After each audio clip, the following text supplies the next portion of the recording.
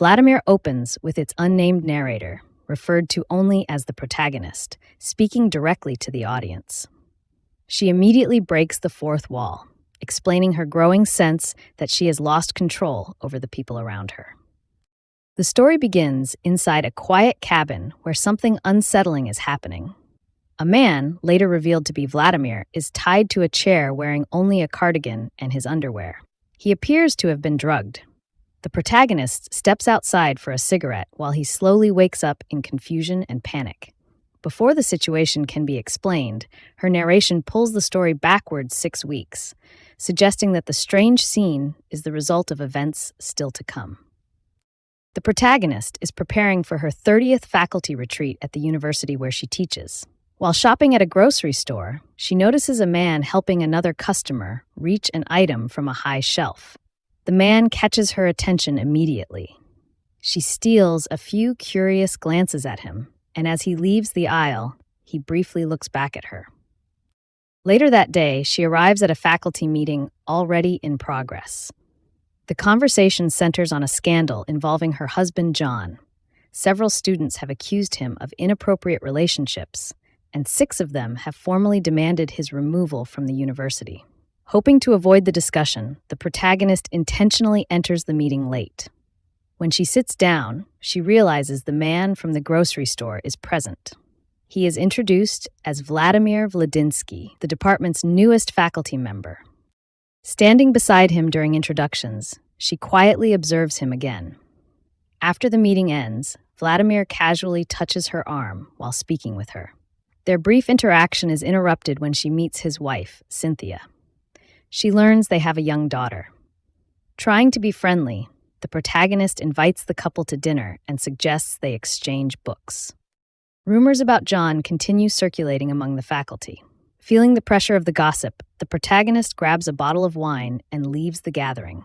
Before leaving campus, she asks a colleague to send her the official report about John. Reading it later on her phone, she describes the accusations as scandalous, though she admits to the audience that she and John had agreed to an open marriage. Despite everything, John insists they should not tell their daughter about the situation. During a coffee break with 3 female students, the young women suggest that she doesn't need to stand by John simply because she is his wife. Another colleague, Florence, later tells her the students seemed nervous speaking so openly. The conversation grows awkward until Vladimir arrives and smoothly eases the tension with his calm, charming manner. The protagonist later picks up her daughter Sid from the train station. Sid is 27 and dating a 35-year-old woman named Alexis. During dinner, Sid mentions that she and Alexis have started discussing the possibility of having a child. The protagonist reacts with skepticism, and the conversation quickly turns uncomfortable. The situation worsens when she abruptly reveals John's scandal and suspension from the university. Hurt by the news, Sid storms out with Alexis. That night, she falls asleep while listening to an interview with Vladimir. When she wakes the next morning, her phone is filled with messages related to the ongoing chaos surrounding John. However, the mood of the day changes when the doorbell rings. Vladimir has arrived for the dinner she invited him to earlier. The two sit together in her home, sharing martinis as they attempt to get to know each other better. Vladimir gives her a copy of his book, and the protagonist explains to the audience that this is usually the moment when writers exchange their work. She expects him to ask for her book in return, but he never does, leaving her slightly disappointed. Trying to move the conversation forward, she asks him about his first day of classes the next morning and offers to show him around campus. During the conversation, Vladimir accidentally spills his martini on his lap. As he spreads his legs to brush the liquid off his pants, the protagonist becomes distracted and briefly fixates on the moment before catching herself. Their dinner is cut short when John unexpectedly arrives home. Vladimir immediately recognizes him and admits that he admires John's work. Not wanting to interrupt their evening further, Vladimir decides to leave so he can return home and help Cynthia put their 3-year-old daughter, Fee, to bed. After Vladimir leaves, John offers to make the protagonist a sandwich and apologizes for everything that has been happening. He explains that he wants to delay the upcoming hearing about the accusations against him. He also reveals that another former student, Lila, the woman the protagonist saw at the bakery earlier, has now joined the list of people filing complaints against him. The next day, the protagonist learns that one of her students, Edwina, has decided to switch classes and enroll in Cynthia's creative nonfiction course instead. Although she pretends the decision does not bother her, the fact that her own class still has empty spots clearly affects her. Later, she meets Vladimir for the campus tour she promised. During their walk, he finally asks if he can read her book, and she quickly hands him a copy she had already brought with her. As they talk about her writer's block, the protagonist occasionally drifts into brief fantasies before returning to the conversation. Afterward, she meets David at the gym and pressures him to help delay John's hearing so that John could quietly retire instead. David refuses at first, but the protagonist reminds him about their past affair and threatens to expose it. Faced with this possibility, David reluctantly agrees to see what he... That night, the protagonist lies awake in bed while John snores beside her. Her thoughts again drift toward Vladimir.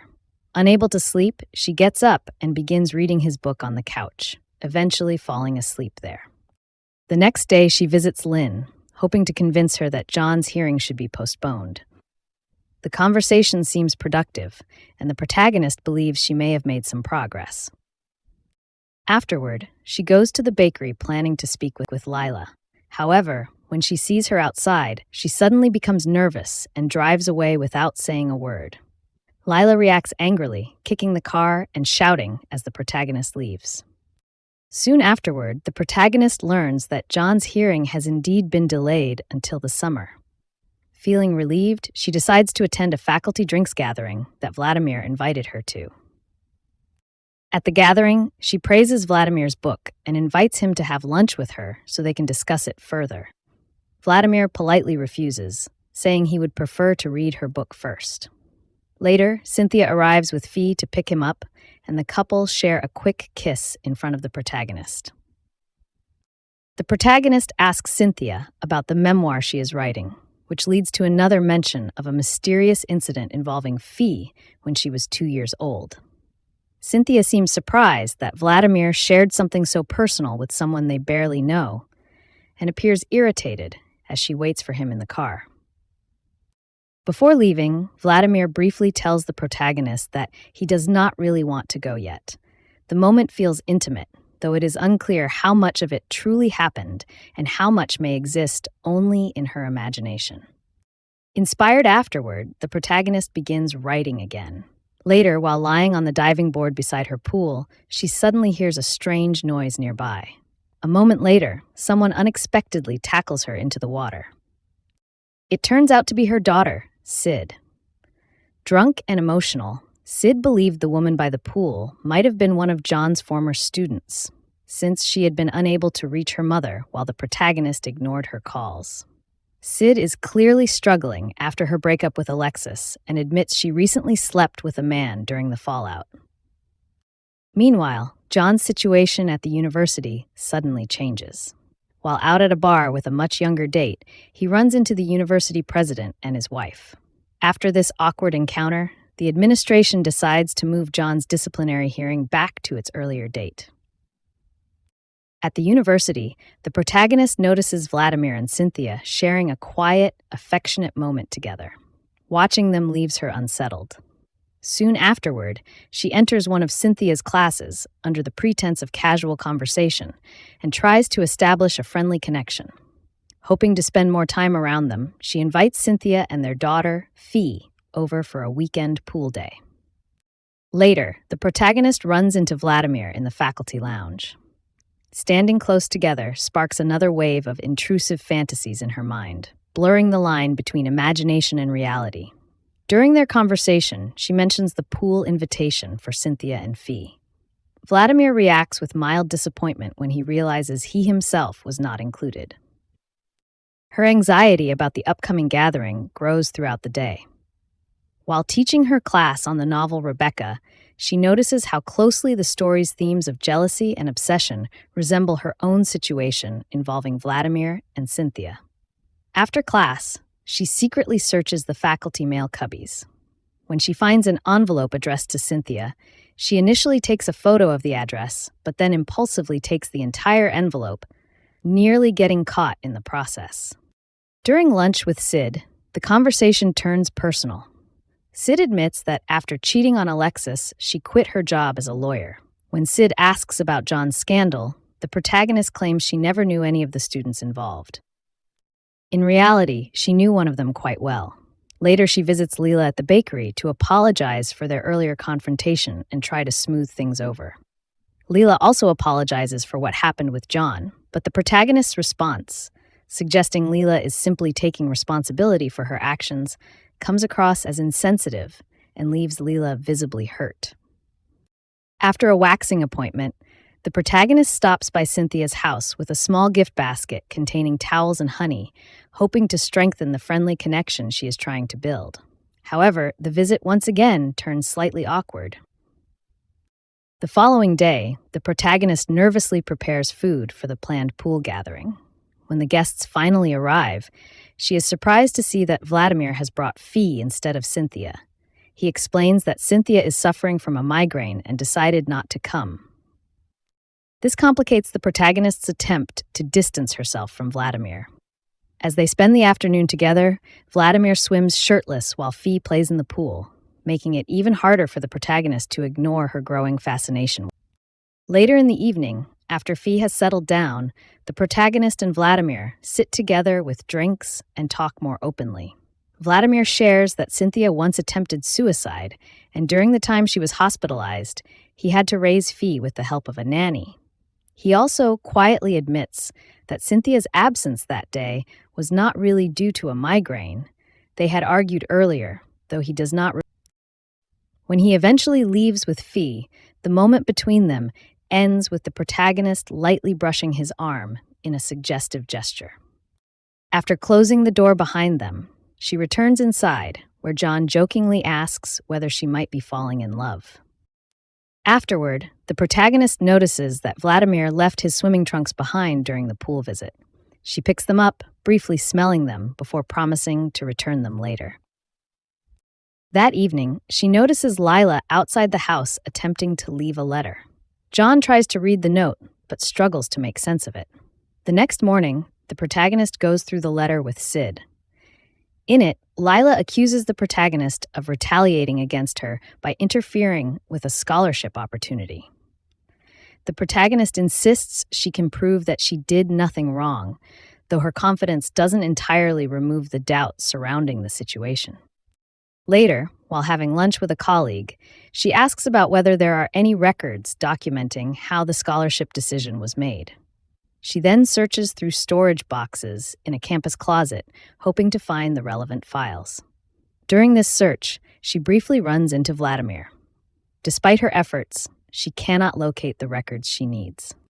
Returning home, the protagonist realizes that the situation with Lila may be the one unresolved issue that could complicate John's case.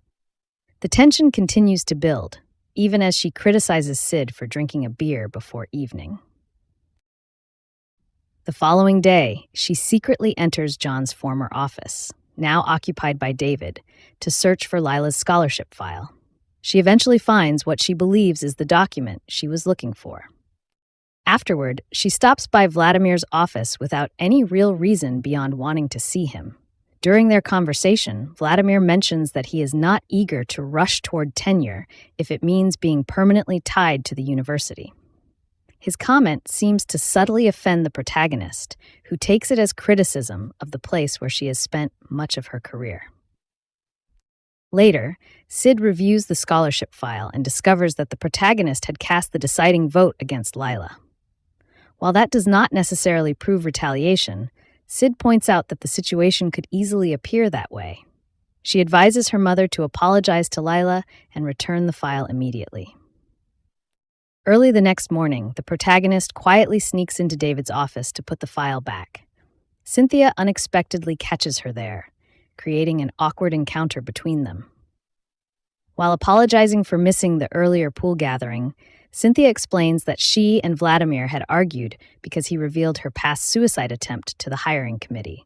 The protagonist already knew about it, which worries Cynthia even more. Later, during a faculty meeting, the protagonist feels relieved when Vladimir publicly thanks her for encouraging him to make the most of his opportunity at the university. He also compliments her novel. Throughout the meeting, she struggles to focus, repeatedly watching him while drifting into private daydreams. When Vladimir volunteers to lead a new subcommittee and asks for others to join, the protagonist quickly offers to participate. Another colleague, Flo, volunteers as well. That evening, as the protagonist prepares to attend the subcommittee meeting, Vladimir sends a message canceling because he has to stay home with Fee. Meanwhile, Cynthia and John unexpectedly meet at a bar. Later, Vladimir sends the protagonist a selfie of himself wearing a tank top while reading her novel. When she asks how he likes to read, he replies that he prefers doing it slowly and closely, with great attention to detail, followed by a smiling emoji with open hands. Next, the protagonist asks Sid for clarity on what the emoji means. She gets no closer to understanding what Vlad meant, leaving her hopefully spiraling. But her confusion and daydreaming is interrupted by David letting her know that he's aware she snooped in his office. David tells the protagonist that she needs to return the file. She denies taking it, and her problems continue when she runs into Edwina. She lies and says she sent her recommendation letter, but she missed the deadline and can't manage to persuade the admissions office to make an exception. The protagonist pops her head into Vlad's office to set up a meeting for their subcommittee with Florence. They set a date, leading to another flirty text exchange about how she likes her coffee. Heart reactions and the mere mention of the word hot inspires more writing in the protagonist's legal pad. Back at home, she admits to Sid that she burned Lila's file, a major problem in their case. While in the parking lot of the grocery store, John grabs the protagonist's butt, which a group of nearby bystanders, likely students, take note of. Not a good look for either of them.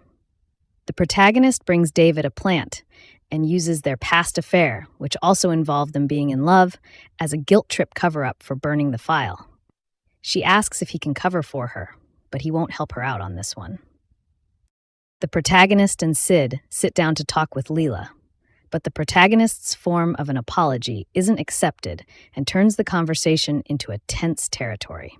Sid pulls up Leela's blog posts, which feature sexually explicit fictional storytelling that could be used against her in the hearing. The meeting with the subcommittee doesn't end much better when the protagonist and Florence clash.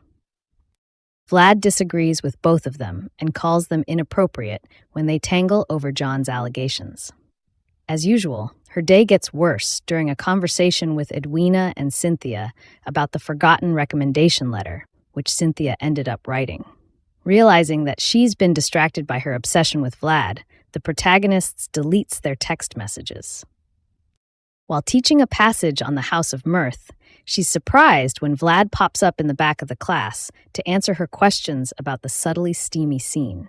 She breaks into a daydream of Vladimir masturbating in the bathroom after his erotic answers. However, one of her students rejects her sexual reading of the scene, and she tells him that they all have a body. He's confused. After class, Vlad and the protagonist walk together on campus, and he asks to plan a lunch to discuss her book since he's almost finished.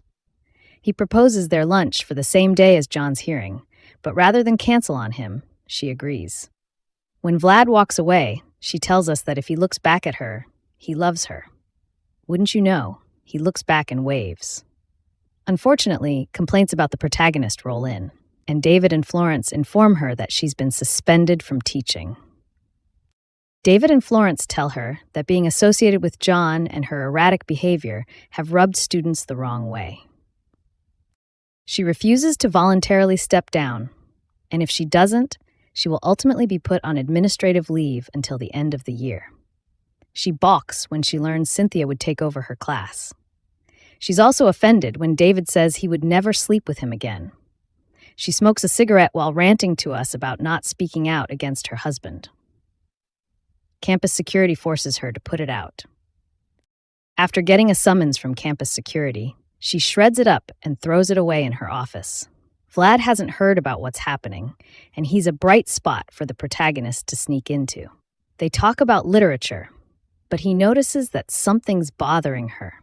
He puts his arm around her to comfort her, and another daydream appears. Fired up about the case, the protagonist drops by a party at the university's president's house to once again bend his wife's ear and plead her case.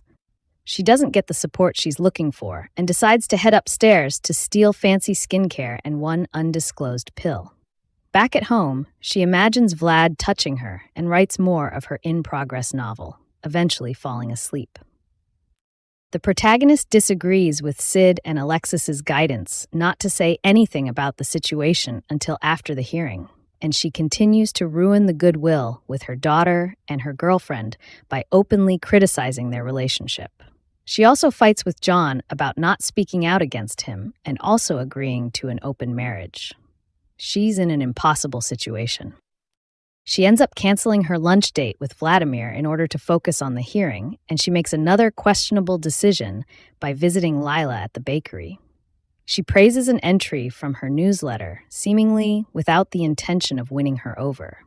However, the protagonist seems to mean it when she implores Lila not to give up on writing because she doesn't see a future in it. Against the recommendation of literally everyone, the protagonist decides to turn her next lecture into an open forum for questions from students about everything. Vlad's the only one who advocates for her to follow through with the open forum. In addition to the students, the staff shows up too in order to listen to the protagonist respond to anonymous questions. She offers a nuanced answer about whether she believes John did something wrong, believing that because they were consensual relationships, she isn't comfortable denouncing her husband. No one in the audience is moved by her answer.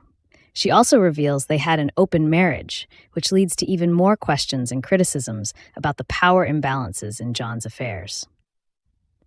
While one student understands what she means when poking holes in the power imbalance, it's hard to read how the rest feel, though it's safe to assume they aren't on her side.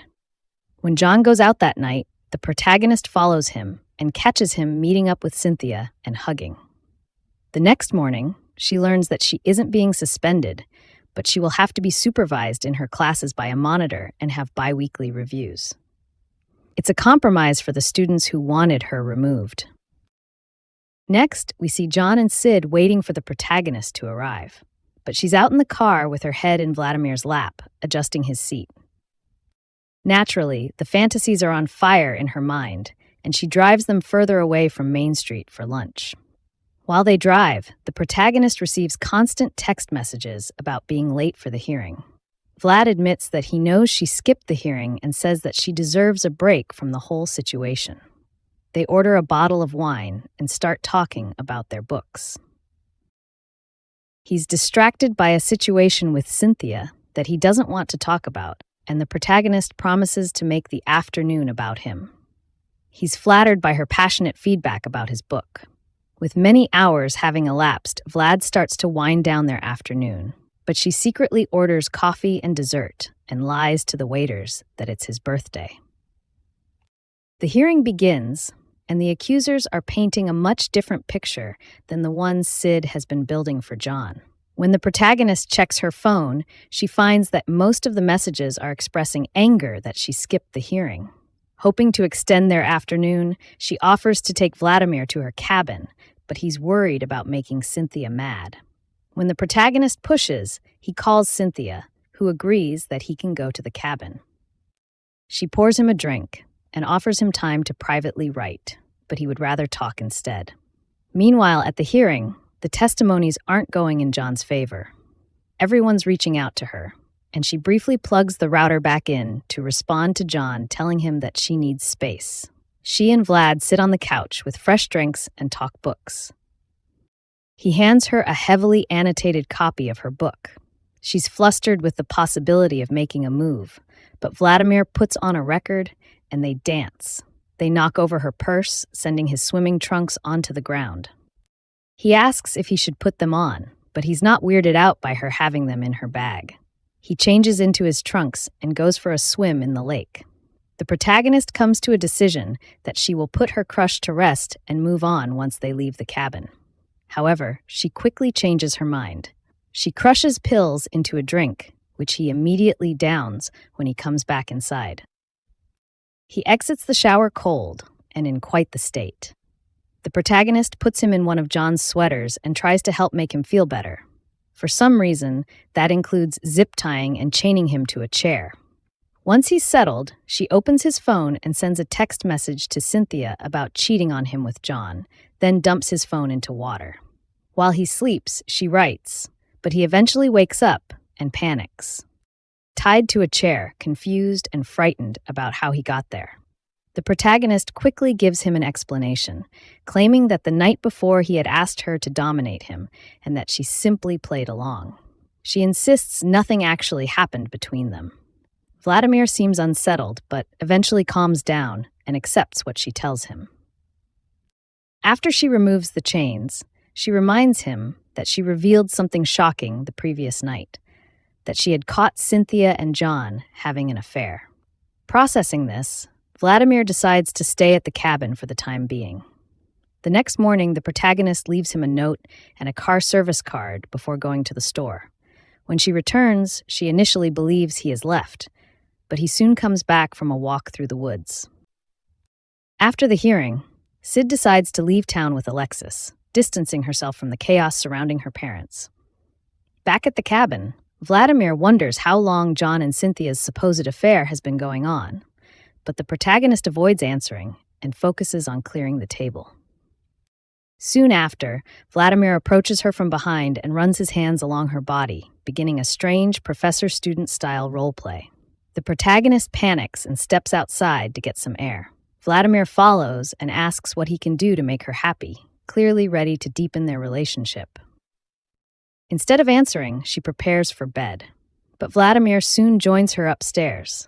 He kisses her and admits he had wanted to do that many times before. This time, the fantasies she has been imagining all season finally become real as they sleep together. Afterward, she sends him to the guest room and begins furiously writing in one of her legal pads, convinced she has found the ending of her novel. Her writing is interrupted when John suddenly arrives at the cabin. The three of them have a tense conversation about the supposed affair with Cynthia. John denies it completely, explaining that he and Cynthia simply take Adderall and write together. Vladimir is furious because Cynthia had struggled with addiction and was meant to stay sober. John also reveals that the complaints against him were dismissed. Although he can no longer teach, he will keep his pension. He admits he regrets involving Sid and wonders whether he and the protagonist should try to repair their marriage. Later, Vladimir speaks with Cynthia on the phone. She admits that John makes her feel normal. After John goes to sleep, Vladimir approaches the protagonist again and suggests meeting at the cabin once a week. She does not answer, but he tells her she inspires him before leaving. During the night, a fire suddenly breaks out in the cabin. As the flames spread, the protagonist chooses to grab her notebooks rather than help the two men. John and Vladimir become trapped inside near a door that will not open. Outside, she watches the cabin burn while holding her writing. She later claims she finished her novel about a woman obsessed with a younger colleague, while Vladimir wrote his own version of the story. She insists she called emergency services and that everyone survived. But even she admits the truth of her story may not be certain.